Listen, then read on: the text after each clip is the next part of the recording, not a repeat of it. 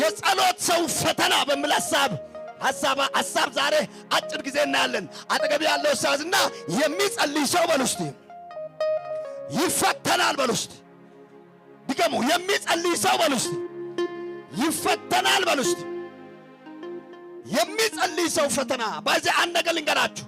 አንድ የሚጸልይ ሰው በሁለት አንግል ይፈተናል። አንደኛ በእግዚአብሔር ይፈተናል። ሁለተኛ ደግሞ በዚህ በምድራዊ ነገር በሚታየው በሚጨበጠው ነገር ይፈተናል። የሚጸልይ ሰው ኮንክ እግዚአብሔር ራሱ ይፈትናል። እግዚአብሔር ራሱ በኋላ ነግራችኋለሁ የእግዚአብሔር ፈተናም እንደሚመስል። ደግሞ እግዚአብሔር የሚፈትነን መጽሐፍ ሲናገር ምላል እግዚአብሔር የሰውን ልጅ በምን አይፈትንም ይላል። በምን አይፈትንም? በክፉ አይፈትንም ይላል። አይታችኋል። እግዚአብሔር መጽሐፍ ሲናገር እግዚአብሔርን በክፉ አይፈትንም ስል የሚነግረን እግዚአብሔር ራሱ ሰውን ምን ያደርጋል ማለት ነው? ይፈትናል ማለት ነው። ማን ራሱ? እግዚአብሔር ራሱ የሚፈትነን ለክፉ ነገር ሳይሆን ለአስቸጋሪ ነገር ሳይሆን ወይም ሊያጠፋን ሳይሆን ሊገለን ሳይሆን እግዚአብሔር የሚፈትነን ለመልካም ነገር ነው። ሌላኛው ፈተና ደግሞ ከዚህ ከምድር የሚደርስብን ከዓለም ሲስተም ከሰው ልጆች ከምንኖረው ኑሮ ከቁሳዊ ሁኔታ ከተለያየ ነገር የሚደርስብን ሁለተኛ ፈተና አለ። አሁን ያነበብንበት ክፍል ላይ አንድ ዳንኤል የሚባል እግዚአብሔርን የሚፈራ እግዚአብሔርን የሚያመልክ እግዚአብሔርን የሚጸልይ ነገር ግን ከኢየሩሳሌም ከክዳን አገር ተማርኮ መጥቶ በጠላት አገር በባቢሎን ምድር የሚኖር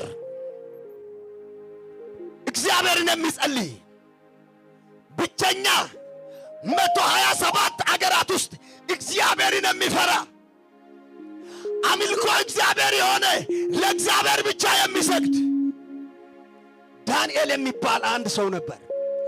ዳንኤል በጣም የሚገርማችሁ ነገር መጽሐፍ ቅዱስ እንደሚናገር ምዕራፍ 1 ዳንኤል ምዕራፍ 1 ላይ ሲታነቡ ገና ከተማረኩ በኋላ እንደነ ዳንኤልን ሲድራቅ ሚሳቅ አብደናጎ መልካም መንፈስ የነበረባቸው አራቱን ሰዎች አንድ ናቡከደነፆር የሚባል ንጉሥ መርጦ የራሱን ትምህርት ሊያስተምርና በራሱ ምግብ ሊበክላቸው ፈልጎ ነበር። እነሱ ግን ለክዳን አምላክ የታመኑ ታማኞች ስለነበሩ ለቆመው ወይም ለሚታየው ለስጋዊ ነገር ለሆድና ለመብል የማይታዘዙ ሰዎች ስለነበሩ ራሳቸውን ለእግዚአብሔር ክብር ያኖሩ ሰዎች ናቸው። እንመለከታቸዋለን። ምዕራፍ 3 ላይ እንደዚህ አለ ንጉሡ። አንድ የወርቅ ምስል አቁመው እንደዚህ አለ፣ ለዚህ ለወርቁ ምስል ተደፍታችሁ ምን ሁኑ? ስገዱ። የማሲንቆውን የክራሩን የዘፈኑን ድምፅ በሰማችሁ ጊዜ ተደፍታችሁ ስገዱ ሲባል ሲድራቅ ሚሳቅ አብደናጎ እንደዚህ አሉ፣ እኛ ላቆምከው ለወርቁ ምስል ምን አንሆንም? አንሰግድም። በቤታችን የተለመደው ሕግ የሚሰገድለት የእስራኤል አምላክ እግዚአብሔር አለ። አጠገብ ያለው ሳዝና እኔ ባልስቲ ቢቀረው እኔ ባልስቲ ስግደት የለመድኩት ለእግዚአብሔር ነው በሉስ። ከእግዚአብሔር ውጪ በሉስ ለሌላ መስገድ አልችልም በሉስ።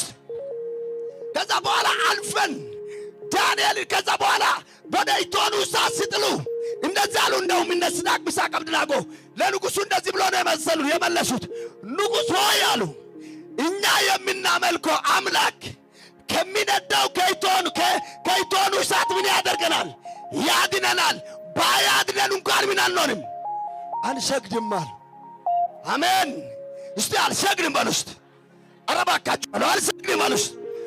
ባያድነንም አንሰግድም ስል የንጉሡ ቁጣ ነደደና የእቶኑን እሳት ስንት እጥፍ አደረገ? 7 እጥፍ አደረገና ወደ እቶኑ እሳት ተጣሉ። የሚያመልኩት አምላክ ታማኝ ስለነበረ እሱ ራሱ ከነሱ ጋር እሳት ውስጥ ገባ። ኧረ እባካችሁ ንገሩ፣ ያንቺ እግዚአብሔር በሉ እስቲ። ንገሩ፣ ያንተ እግዚአብሔር በሉ እስቲ። ካንተ ጋር ነው በሉ እስቲ። መከራው ስትገባ ጥሎ አይሄድም በሉ እስቲ። ኢየሱስ ክርስቶስ ጌታ ነው። ከዛ በኋላ ናቡከደነፆር በእሳት ውስጥ በጣለ ጊዜ እነሱ የወደቁት 3 ናቸው።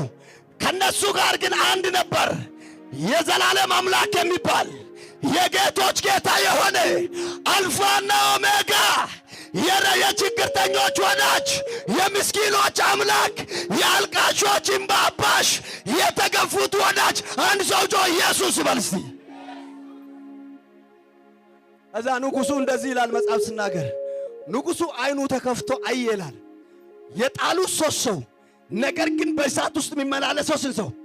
እንደውም ንጉሡ እንደዚህ አለ፣ 4ኛው ሰው አለ መልኩ የአማልክት ልጅ አራራራ ያዝ አጠገብ ያለው ሳዝና እግዚአብሔር በሉስ ካንተ ጋር ነው በሉስ። አሜን። ከዛ በኋላ እግዚአብሔር በታምር ከዛ እሳት ውስጥ አወጣና ምዕራፍ 6 አልፌ ነው የሚሄደው። ምዕራፍ 6 ላይ ደግሞ ስንመጣ ንጉሥ ዳሪዮስ የሚባል አንድ ሰው ተነሳና እሱ በሚገዛበት ዘመን 120 መሳፍንቶች አስፈለጉት። ከዛ ከ120 መሳፍንት ከመረጠ በኋላ ዳንኤልና 2 ሰዎች ስማቸው ያልተጠቀሰ 2 ሰዎች በእነዚህ በ120 ሰዎች ላይ ሾመባቸው። ነገር ግን እነዚህ 3ቱና 119ኙ ሰዎች በዳንኤል ላይ ይቀኑ ስለነበረ በዳንኤል ላይ ሰበብ ይፈልጉ ነበር። ይላችሁ ዳንኤልን ከስልጣኑ ሊጥሉ፣ ዳንኤልን ከሹመቱ ሊያወርዱ። አጠገብ ያለው ሳዝና አንተን ከሹመት ሊያወርድ የሚፈልግ ራሱ ይወርዳል በል። ንገረው ከክብር የሚል ሊያወርድ የሚፈልግ በልስ ራሱ ይወርዳል በለው። ማን አረባካችሁ አጠገብ ያለው ሰው ገፋ አድርግና ራሱ ይወርዳል በለው። ወርጣ ይሰጋና ጎታይ ሸጎት ይስዋሳው ሸው ይስዋሳው ይሰጋና ኦያ ሸጎት ይስዋሳው ይሰናጎት አወይ ገዋሽ ሸቀለም ጋር ሸዋሪ ገዋሽ ዋሪ ይለጥላችሁ ዋሪ ይሰጋና ጎታይ ዘባላ ዳንኤል ላይ ሰበብ ፈለጉና እንደዚህ አሉ። 119 ሰዎች ዳንኤል የሚባል ሰው ሌላ ሲተትና ሚስቴክ ወይም ችግር እሱ ላይ ማግኘት አይቻልም። እሱ ላይ የሚገኘው ችግር አንድ ብቻ ነው አሉ። እሱ ምንድነው? ጸሎት። እስቲ ጸሎት በሉ። ረባካችሁ እስቲ ጸሎት በሉ። ጸሎት ለጨለማ ዓለም ሲተት ነው፣ ለኛ ግን ኃይል ነው። እኔ አንድ ጊዜ ተናደርኩ። ለምን እንደወጣ ቃላችሁ አሌክስ ይጮሃል፣ እዚህ ሰፈር ይጮሃል፣ እዚህ ሰፈር እኛ አንተኛም። እንደውም አንድ ቀን እንደዚህ ቤት እግዚአብሔር እኛ አንተኛም ብሎ በሚጸልዩ ሰዎች ሰዓት ላይ እኔ ጸሎት በጀመርኩ ሰዓት እንቅልፍ ይውደቃልኩ። ከዛ በኋላ ኪስ አልሰማሁም። ያዝ አጠገብ ያለው ሲያዝና ጸሎት በሉ ለጨለማ ዓለም ጩኸት ነው፣ ለኛ ግን በሉ እስቲ የእግዚአብሔር ኃይል ነው። ዘከቴንያ ዳንኤል በቀን 3 ጊዜ የሚንበረከከው ይንብርክ 119 መሳፍንቶችን ይዛጋ ያናውጣል። አተያዝና ጸልይ በሎስ ዘሮ ዲጋሮ ጸልይ በለስ። ከዛ በኋላ እንደዛ አሉ። ዳንኤል ላይ ሌላ ሚስቴክ ማግኘት አንችልም። ማግኘት የምንችለው ሚስቴክ አንድ ብቻ ነው። እሱ ምንድነው? ጸሎት ብቻ ነው አሉና እንደዚህ አሉ። ተማከሩ። እንደዚህ ብለው ተማከሩ። በዚህ በ30 ቀናት ውስጥ ሁሉም ሰው ንጉሡ ዳሪዮስን እንዲለምን ብቻ ሌላ አማልክት እንዳይጸልይ ከንጉሥ ጋር ሄደን ተነጋግረን በማዶንና በፋሪስክ ይህንን አዋጅ እናጸናለን ብሎ ሄዶ ከንጉሥ ጋር ተነጋግሮ አዋጅ ሲጻፍ ዳንኤል ሰማና እንደ ልማዱ ይላል። አቤት እንደ ቀድሞ ሊጸልይ ወደ ቤቱ ገባና እንደው መስኮቶችን ወዴት ከፈተ? ወደ ኢየሩሳሌም፣ ወደ ኪዳን ሀገር። አሜን። መስኮቶቹን ከፈተና በቀን ሲጸልይ እንደነበረ ስንት ጊዜ? እስቲ እጅን ከፍ አድርግና አዋጅን አልፈራም በርስ። ሁኔታን አልፈራም። አይ ጠላት የተናገረውን አልፈራም። እስቲ ጩና ይጸልያለሁ። ከዛ በኋላ ዳንኤል 3 ጊዜ በቀን ሲጸልይ ንጉሶ ያሉ ያንተን አዋጅ ማያከብር አንድ ክፉ ሰው በዚህ በግዛት ውስጥ አለ። እሱ ሰው የወጣ አዋጅ በሱ ላይ መጽናት አለበት ተባለ። እሱ ማን ነው? ደግሞ ንጉሱ ይወደው ነበር እኮ ዳንኤል። ከዛ ማን ነው አምጡ ሲባል ዳንኤል ነው። ከዛ ወይኔ ዳንኤል አንተ ነህ ያለ ንጉሱ። እኔ ነኝ ሲል ሐሳብ አትቀይርም ታዲያ አለ። እኔ እኮ ወዳለሁ አንተ እኔን ጸሎት ብታቆም እኔ አዋጁን አስቆማለሁ አለ። ዳንኤል እንደዛ አለ። ኖ ምንድቢ አችንክ ቃርሰ ሸተኝ ነው ዳንኤል። አሜን ነው። የትና እንደዚህ በል እኔ ጋ በል እስቲ ጀምሮ ማቆም የለም። ከዛ ዳንኤል ይህን ጸሎት ታቆማለህ እኔ ለቃለሁ ስል እንደዛ አለ። በእኛ አገር በእኛ ሕግ በእኛ ኪዳን አንደ ጀመርክ ማለት የጀመርከውን አታቆምም ማለት።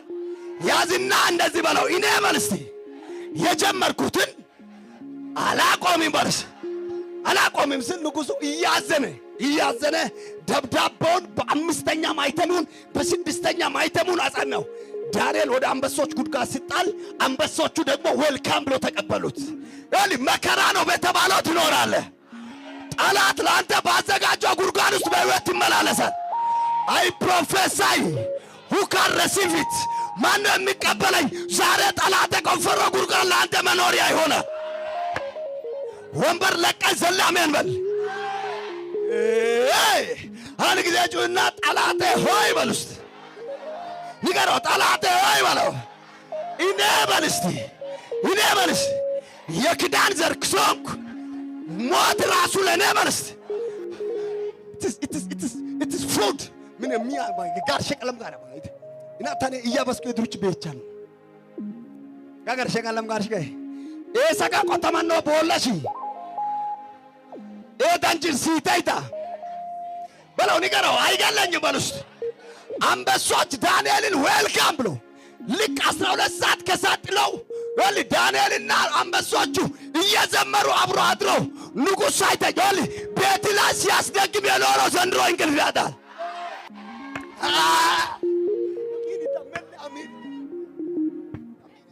ጋር ሸቀረንም ጋር ሸቀይ ከበርሺኛ ቡቃና ቡቃይ አሽታ ወዳሰችና ደምታ ንገረው አርፈህ ታድራለህ በል ውስጥ እዛ ጋር በአንተ ላይ የሰራው እንቅልፍ ያጣ አንተ አርፈህ ታድራለህ። በወርቅ አልጋ ላይ እንቅልፍ አልወሰደውም። ዳንኤል ግን በጉድጓድ ውስጥ ከአንበሶች ጋር አርፎተኛ። አስጨናቂዎች ይጨነቃሉ፣ አንተ አርፈህ ትኖራለህ። ያዝና እንደዚህ በል እኔ በል እስቲ አርፌ እኖራለሁ። አስጨናቂዎች እየተጨነቁ ይኖራሉ። ማነው አሜን ያለው? ቁጭ በሉ ተባርኩ። ንጉሡ ጠዋት ሳይተኛ አድሮ ማለዳ መጥቶ ዳንኤል ሆይ ስል ዳንኤል ውስጥ ሆኖ አቤት አለ።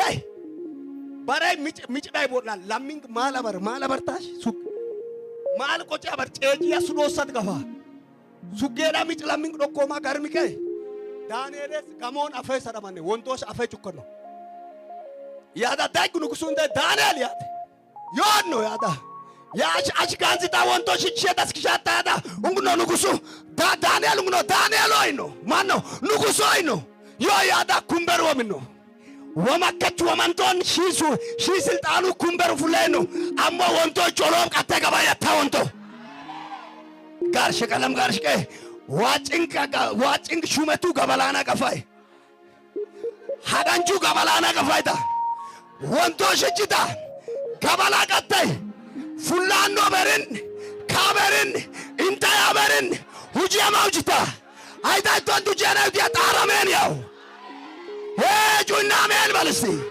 ከፋርግና የኔ አምላክ በልስቲ አምናም በልስቲ ታች አምናም ዘንድሮም ሁሉ ጊዜ ስራ ላይ ነው። በእውነት አምላክ ስራ ላይ ነው። ታዲያ እንደዛ ከሆነ በቅርብ ቀን ታሸንፋለህ። ንጉሡ መጥቶ ውጣ ስል ዳንኤል ሲወጣ ምንም አንበሶቹ ጋርሚንግ ሽታውን ጋገረኔ ዶላችሁ እግዚአብሔርን የሚጸልዩ ሰዎች የሚፈተኑባቸው 4 አይነት ፈተናዎችን ተናግሬ ልጨርስ። እግዚአብሔርን የሚጸልዩ ወይም የጸሎት ሰዎች የሚፈተኑበት ከባባድ 4 ፈተናዎች። የመጀመሪያው የእግዚአብሔር ዝምታ ነው። ለሚጸልይ ሰው አደገኛ ፈተናው የመጀመሪያው የእግዚአብሔር ዝምታ ወላችሁ አንዳንድ ጊዜ ፈተና በስቶ ያቄ በስቶ ቋጠሮ በስቶ ስደት በስቶ ልንሞት በሞት አፋፍ ላይ እንኳን ደርሰን እግዚአብሔር ዝም ይላል። ከዛኛ እንደዚህ ይላል፣ ጌታ ሆይ እንደዚህ ጸልዬ እንደዚህ እየኖርኩ አንተ እንዴት ነህ? እንዴት ነው እኔ ላይ ዝም የምትለው? ምን አጥፍቼ ነው? ምን ሆላችሁ? ዳንኤል ከሰዎች ተከሶ ክሱ ከጀመረበት ቀን ደብዳቤ ከተጻፈበት ቀን አንስቶ አንበሶች ጉድጓድ ውስጥ እስኪጣል ድረስ እግዚአብሔር ዝም ብሏል። እግዚአብሔርም ዝም ብሏል። ዳንኤልም ቀጥሏል። አሜን ነው። ከዛ እግዚአብሔር እንደዚህ አደረገ። ዳንኤል ተከሶ መጥቶ በአንበሶች ጉድጓድ ሊጣል የአንበሶች ጉድጓድ ሲከፈት ዳንኤል ቀደም ብሎ አልፎ በአንበሶች ጉድጓድ ውስጥ ተገኘ። የሰው ክስ፣ የሰው ስደት፣ የሰው ሐሳብ፣ የሰው ዕውቀት እስኪያልቅ ድረስ እግዚአብሔር ዝም ይላል።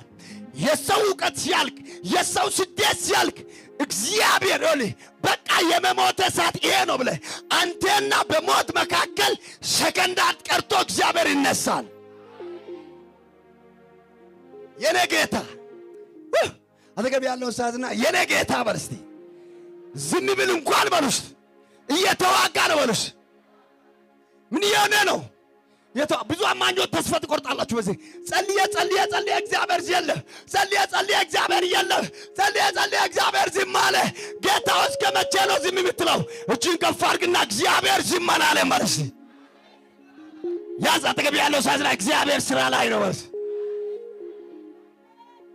አሜን ነው፣ አሜን ነው።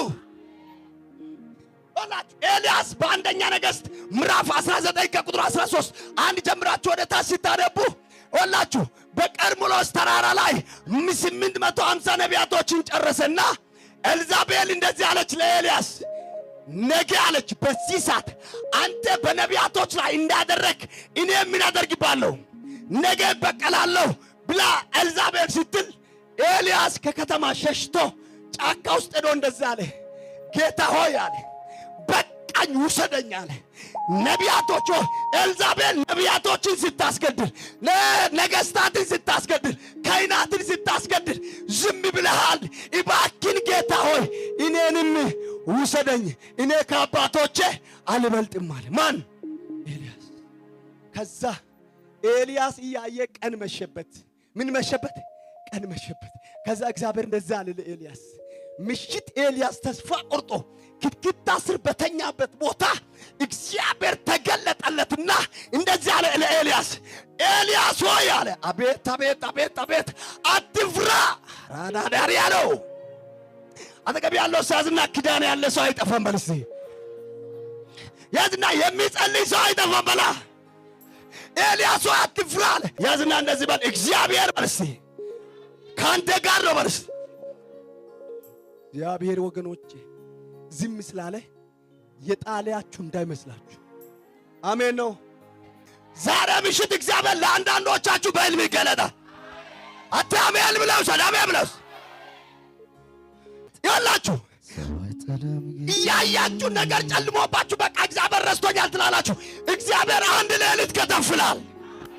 እጅን ከፍ አድርግና እግዚአብሔር በሉስ፣ አንድ ሌሊት በሉስ ከተፍላል። ኢየሱስ ጌታ ነው። ሉቃስ ወንጌል ምዕራፍ 8:22 ማንበብ ትችላላችሁ። አንደኛ ነገሥት 19:3 ማንበብ ትችላላችሁ። የእግዚአብሔር ዝምታ፣ ፈተና መብዛት በሉ እስቲ፣ የመከራ መብዛት በሉ፣ የማይበል መነሳት በሉ። እግዚአብሔር ካንተ ጋር ስለሌለ አይደለም በሉ እስቲ፣ እግዚአብሔር አውቆ ዝም ስላለ ነው። ሃሌሉያ። ይኸውልህ መርከብ ውስጥ ኢየሱስ ተኝቶ ደቀ መዛሙርቶች ይጨነቃሉ። መርከብቱ ልትጠፋ ውሃ ውስጥ ይገባል፣ በዚህም ይገባል፣ በዛም ይገባል። መጨረሻ ላይ ትዝ አሉትና ሄዶ ኢየሱስን ከተኛበት ሲያነቁ ኢየሱስ መጥቶ ነፋሱንና ማዕበሉን ገሠጸው። በዛ ሰዓት ምን ሆነ? ጸጥ። እስቲ ጸጥ አለ በሉስ። የእግዚአብሔር ዝምታ የአንተን ክብር ከፍ ሊያደርግ ነው። ያ ማዕበል ባይበረታባቸው ኖሮ ይሄ ቃል አይጻፍም ነበር አብርሽ። ይሄ ማዕበል ሳይበረታባቸው ኖሮ ኢየሱስ ባይተኛ ኖሮ ወይ ያዝና ሐሹ በልስቲ አጠገብ ያለው ያዝና ሐሹ በልስቲ። እንኳንም እግዚአብሔር ረፈደባችሁ። ክብራችሁ ከሌላ ብሶ ሊገለጥ ነው። እጅ ከፍ አድርግና የኔ ክብር በልስቲ ከሌላ ብሶ እንዲገለጥ እግዚአብሔር ዘግይቶብኛል። የሚጸልይ ሰው ሊገጥመው የሚችል ፈተና። ሁለተኛ የጸሎት መልስ መዘግየት። ብዙ ጊዜ ሰው እዚህ ጋር ነው የሚሳሳተው። ነቢያቶች ዛሬ እግዚአብሔር በኢየሱስ ስም ቀብቷል ነቢይ ነህ ሲባል ሮጦ ወደ ቤት ይገባና ይጸልያል። 2 ቀን ማራሻ ካታ ብራዛ ካፕራቬላ ባራዳባ ብሎ ጸልይና 3ኛ ቀን ላይ ነቢይ ሊሆን ይፈልጋል። እስቲ አይቻልም በለው፣ ንገረው አይቻልም በለው። አንዳንዶቹ ፓስተር ትሆናለህ ሲባል ረከታ ሻካታ ብሎ 3 ቀን ይጸልይና 4ኛ ቀን ላይ መጽሐፍ ይዞ መሄድ ጀመረ። ምንድነው ሲባል አገልጋይ ሆኛለሁ። መቼ? አይቻልም። እግዚአብሔር 2009 ተናግሮ 2019 ሊፈጽም ይችላል። ምን አልኩኝ? ለእስራኤል ሕዝብ እግዚአብሔር ከግብፅ ወጣችሁ ከነዓን ትገባላችሁ ካለ በኋላ የእስራኤል ሕዝብ ከስንት ዓመት በኋላ ነው የገባው? ከስንት ዓመት በኋላ? ከ40 ዓመት። አቤት አቤት! ወላችሁ ለሚጸልዩ ሰዎች ፈተና። ሁለተኛ የጸሎት መልስ ሲዘገይ እንዲህ ይላሉ፣ በቃ እግዚአብሔር የለም፣ እግዚአብሔር አይችልም። ካልሆነ ደግሞ ይቀይሩና በራሳቸው ይጀምራሉ። እግዚአብሔር እስኪመጣ ድረስ እኔም ልጀምራሉ በራሳቸው። ይቻላል። ስለዚህ ነው ዕንባቆም እንደዛ አለ፣ በመጠበቂያ ላይ ይቆማል፣ በአምባም ላይ ይወጣል አለ። ከዛስ ምንድን አለው? ስለ ክርክር እግዚአብሔር የሚመልስልኝ ነህ፣ እስካቅ ድረስ ምን እሆናለሁ? ይጠብቃለሁ አለ። ቢዘገይም እግዚአብሔር ፈጥኖ። ትንቢተ ዕንባቆም ምዕራፍ 2 አንብቡ። እግዚአብሔር ይችን ቃል የሚገርም ቃል አጠገብ ያለው ሳዝና የጸሎት ሰው ከሆንክ በል እስቲ እግዚአብሔርን ጠብቂ፣ አትቾክል በል ውስጥ መዘግየት። ሁለተኛ ፈተና። እኛ የምናመልከው አምላክ ቢዘገይም፣ አቤት አቤት! ዕንባቆም የሚገርም አገላለጽ ነው የገለጸው። ቢዘገይም አለ ፈጥኖ ምን ይሆናል? ሉቃስ ወንጌል ምዕራፍ 18 ላይ አንብቡ። ያቺ ሴት ስለዛኛው ስለሚጸልየው ሴት ታሪክ መጽሐፍ ጸለየና እንደዚህ አለ፣ ሳይታክቱ ስለሚጸልዩ ምርጦች እግዚአብሔር እንዴት አይፈርድላቸውም አለና ምን አለ? ፈጥኖ ይፈርድላቸዋል። ሉቃስ 18 ላይ ያስ አጠገብ ያለው ሳዝና መልስ የዘገየው መልስቲ ለመልካም ነው። ሶስተኛ አንድ የሚጸልይ ሰው ሊፈተን የሚችል ፈተና። ሶስተኛው የዚህ ዓለም ውጊያ ወይም የዚህ ዓለም ፈተና። የዚህ ዓለም በላችሁ የዚህ ዓለም ፈተና የሚባሉት የተገለጡት የሥጋ ሐሳብ፣ የሌላ ጎረቤት ሐሳብ፣ የኛ ሐሳብ፣ የኛ ዕውቀትና ስሜት፣ በእኛ ዕውቀትና ስሜት የሚመራ በሰዎች በእኛ ላይ የሚደራጅ ፈተና። ባይዜ መጽሐፍ ቅዱስ ላይ የመዝሙረ ዳዊት መጽሐፍ ስታጠኑ 2 አይነት ጠላት እንዳለ ይናገራል። አንደኛው የሰው ጠላት፣ ሁለተኛው የመንፈስ ዓለም ጠላት።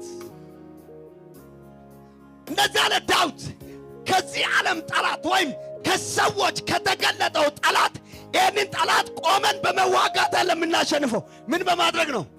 በመሸሽ እናሸንፋል። አጠገብ ያለው ሳዝና ከዚህ ዓለም በልስቲ ከወዳጅ ከባልንጀራ የሚነሳውን ውጊያ ሸሽተሽ አሸንፋል። ሽሽ በልስቲ። አው መሸሽ፣ በቃ መሸሽ ነው ያለብን ከዚህ በጌታ በኢየሱስ ክርስቶስ ስም እግዚአብሔር ጸልያለሁ። ከአቡሼ በኩል የሚነሳ አቡሼ ንቀል ስትል አይነቅልም። እግዚአብሔር ጨርሶ ይተክላል። እንደውም የዚህን ዓለም ፈተና ማሸነፍ ከፈለጋችሁ የሚጠላኝ ሰው አብስተ ውደድ። በቃ ውደድ። ወድሃለሁ ወዳጅ ደህና ነኝ። በዛ ጊዜ ነው የሚመጣው። ካልሆነ ጠላቴ ነው እከሌን ይበቀላለሁ ካልክ እሱ ይጨምርበት። አራተኛው የመንፈስ ዓለም ውጊያ ነው። የአንድ የሚጸልይ ሰው ፈተና ወይም ለአንድ ለሚጸልይ ሰው ፈተና ተብሎ የሚታሰበው አራተኛ የመንፈስ ዓለም ውጊያ። እስቲ ትንቢተ ዳንኤል ምዕራፍ 10 ከቁጥር 13 አንብብልኝ አቡሼ። ወላችሁ የሚጸልዩ ሰዎች በዚህ ዓለም ላይ ሊፈተኑ የሚችሉት በመንፈስ ዓለም ውጊያ።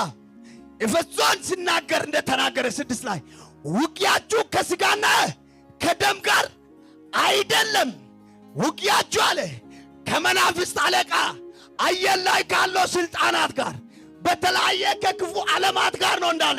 የኛ ውጊያ ከማን ጋር አይደለም? ከስጋና ከደም ጋር አይደለም። እኛ የምንዋጋው ከሰይጣን ጋር ነው። ስለዚህ አንድ የሚጸልይ ሰው ፈተናው ምን መሰላችሁ? የመንፈስ ዓለም ውጊያ ነው። እዚህ ጋር ዳንኤል ሊጸልይ 21 ቀን ምን ሆነ? ተንበረከከ። ዳንኤል ለጸሎት በተንበረከከ በመጀመሪያው ቀን የዳንኤልን ጸሎት ማን ሰማ? ነገር ግን የዳንኤል ጸሎት ወደሱ እንዳይመጣ የፋሪስ አለቃ ሰማይ ላይ የገብርኤልን ስንት ቀን ተቋቋመው? 21 ቀን። የሚገርም ነው። ዳንኤል የጸለየውን ጸሎት ለመጀመሪያ ቀን ይቀበል የነበረውን ያንን የጸሎት መልስ ይዞ ይመጣ የነበረውን ገብርኤልን 21 ቀን የፋሪስ አለቃ ተቋቋመው። ከዛ በኋላ ገብርኤል ምን እንዳደረገ ታውቃላችሁ? ሌላ መልአክ ከሰማይ ጠየቀ እርዳታ። ማን የሚባል? ሚካኤል የሚባል። ሚካኤል መጣና ውጊያ ሲጀምር ገብርኤል ደግሞ አልፎ የዳንኤልን ጸሎት መልስ ይዞ መጥቶ ለዳንኤል መልስ መለሰው። የአንድ ሰው ጸሎት ዛሬ ውጊያውን አሸንፎ ወደ እጁ ይገባል። አጠገባችሁ ያለውን ሳዝና እንደዚህ በሉ፣ የመናፍስት ኃይል በሉ ቢደራጁ እንኳን ከኔ ጋር ያለው ከነሱ ይበልጣል በሉ። አሜን ነው። ከማን ጋር ያለው? አጠገብ ያለው ሰው ገፋ አድርግና ካንተ ጋር ያለው ይበልጣል በል። ሃሌሉያ! ከፍ አድርጉት። የመጀመሪያ ቀን ጸልያችሁ ጠላት ተዘጋባችሁ፣ የጸሎታችሁ መሰረት ይቀበላል። ከፍ አድርግ፣ እጅን ከፍ አድርግና ድምጽን ከፍ አድርገህ ሰልፍ እግዚአብሔር ነው በል። ተናገር ተናገር፣ ንገር። አየር ላይ አውጅ አውጅ አውጅ። ለዘመናት በተቋቋመው መናፍስት ዓለም ላይ ሰልፍ እግዚአብሔር ነው። ዛሬ ቀን ለአንዳንዶቻችሁ ገብርኤል ይመደብላችኋል። ብራታኒ ከፋንያ ያዝና እንደዚህ በል፣ ዛሬ በል እስቲ ከዚህ ቤት ሲወጣ፣ ኧረ ተናገር፣ ዛሬ በል እስቲ ከዚህ ቤት ሲወጣ ስለኔ የሚዋጋ መልአክ ይመደብልኛል። እስከፍ አድርጉና ሰልፍ እግዚአብሔር ነው በሉስ። የሚጸልዩ ሰዎች ጸልዩ፣ ሰልፍ እግዚአብሔር ነው። የሚጮሁ ሰዎች ጩሁ፣ ሰልፍ እግዚአብሔር ነው። ረታታ እስቲ አጠገብ ያለው ሰው ፊቱን እያየ አላቆምም በል እስቲ ንገር። ጸሎት የሚባል ነገር